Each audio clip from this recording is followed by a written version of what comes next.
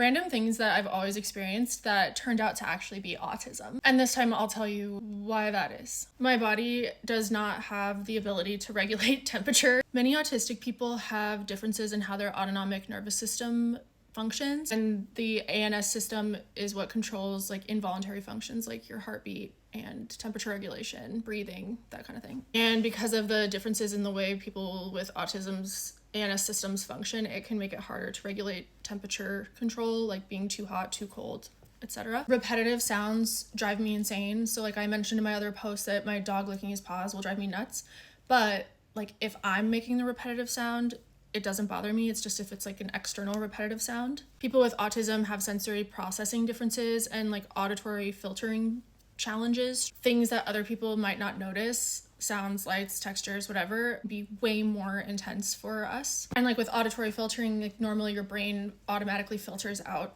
noise that you're not like necessarily focusing on. But with autism, filtering can be less effective. So it's like those kind of sounds sound way more intrusive and like way more intense. But if I make the sound, it's related to like predictability and control. So it's like a self-soothing thing. The sound doesn't annoy me, it like soothes me. I mentioned having a difficult time finding words or like remembering words when I'm in the middle of conversations and stuff.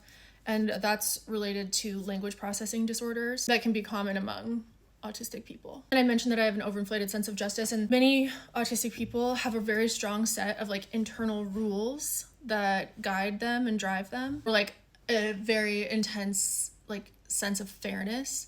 And so it can be harder for us to filter and we'll be more blunt in situations where we find something to be unfair. Then I mentioned how I can memorize songs after listening once or twice, and that's because many of us with autism have really strong pattern recognition and like a strong auditory memory, so it makes it a lot easier for me to memorize songs in that way. Have you experienced any of these? And if so, do you have autism or do you suspect that you do?